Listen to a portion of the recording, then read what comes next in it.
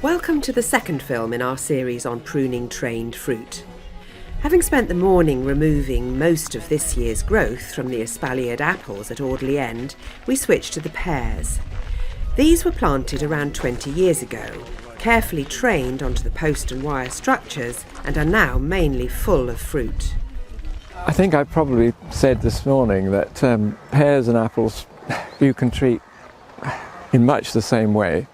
In general, you can see from most of these trees here, the growth is pretty limited, which is great, particularly if you've got fruit on the tree. And often it's because you've got a good crop of fruit, you don't get so much annual growth. It's difficult, but if you can ensure you've got a good crop, you won't be doing so much summer pruning, either apples or pears. The students continue to cut back the long young shoots to the basal cluster, exposing the fruit to the late summer sun. At the same time, any diseased or rotten fruit can be removed, increasing air circulation and the general health of the trees. This is an interesting one, Duncan, because we're not sure whether this is all this year's growth or whether it's something that was missed last year, because to me that looks like a fruit bud. It is, and several fruit buds on that. Exactly. Even down here, I think some of these look more like fruit buds than the tiny leaf right there.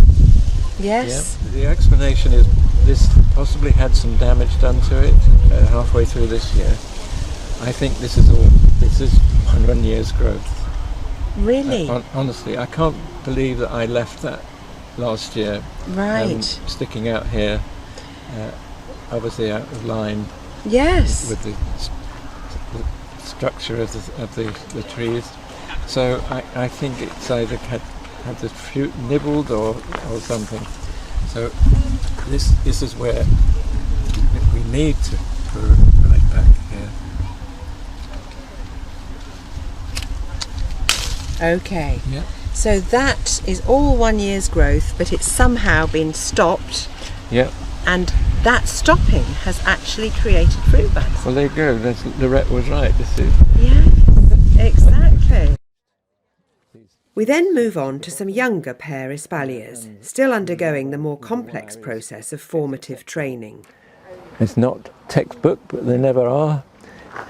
The second one proved more difficult because it will have been cut off at the second wire in the following spring.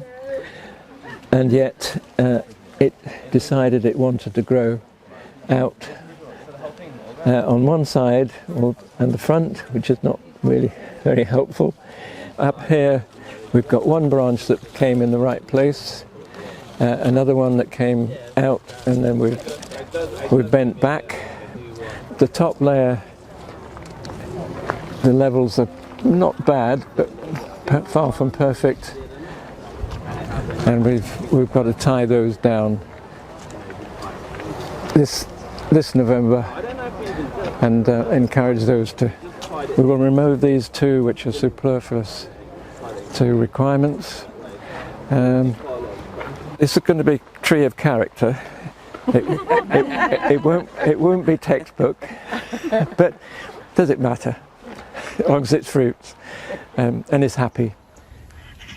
So, having retired from running a garden with at least 100 trained fruit trees, back in my own garden, I only have a few. I have about a dozen cordoned apple trees and 2 espaliered pears. And so these pear trees were planted about 5 years ago. You can see I've now got them up 4 rungs and up to the very top rung here. And because I have only got 2 pear trees, I can actually think, okay, I'm going to do a bit of a Mr. Lorette here. I'm going to try and keep on top of them and prune several times during the summer. So here we are, we've got 4 nice horizontal branches with the vertical shoots, all of this year's growth, you'll see. Back in June, they were right up here and looking very hairy.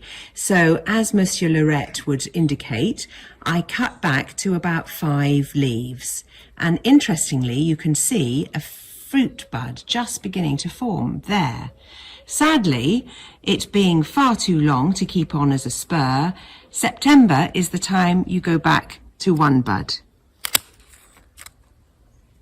Here's another one on the left-hand horizontal, and again I cut it fairly long back in June, and I'm going to go in much shorter there and behind, and again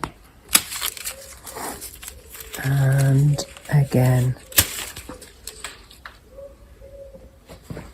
So luckily with this structure I actually have access to both sides of the tree, and so I can really see what I'm doing here, and I'm going to go in quite short. So you can see there's the basal cluster, and I'm going above that leaf. I've got some more on this side.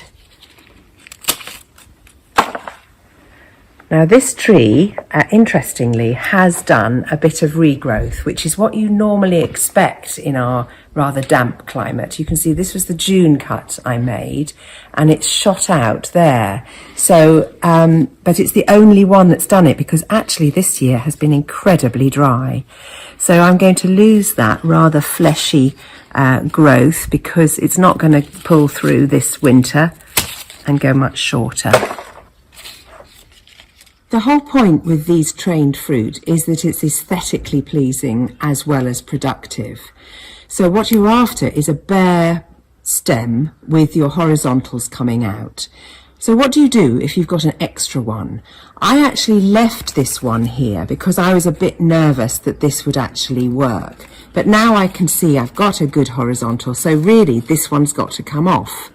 I'm going to cut it right back, leaving a little bit of collar for healing to the main stem. That will probably shoot out again, and what I'll then do is come back and rub off the bud. So you can see I did something very similar here earlier in the year. I rubbed off these leaves. They've shot back again, but very, very weakly. So it's really a question of just rubbing them out. There we go. And that one here as well. So now I have a clear branch going up to the top, which is where the real challenge comes in. So I've got two more side shoots which are training in as horizontals this year, only just. But again, I was a bit anxious that they wouldn't quite both work. In fact, I've got a bit of disease there. That leaf is going to come right off. But I've got an extra shoot here. So it's going to be quite tricky. I've obviously tried to get in there to rub it out and then missed it, but it's coming off again. It's coming off now, because now the sap will be going down. There'll be a lot less regrowth, and I'm going to rub out those buds. But I will keep an eye on it, because the chances are it will shoot out again and try and create a new leader, which is what I don't want at the top of an espalier. So I'm quite pleased with that. No fruit still. As Duncan said, you really should try and restrict the growth of fruit in a young tree. And I've got my 4 horizontals. I've got my main stem nice and clean.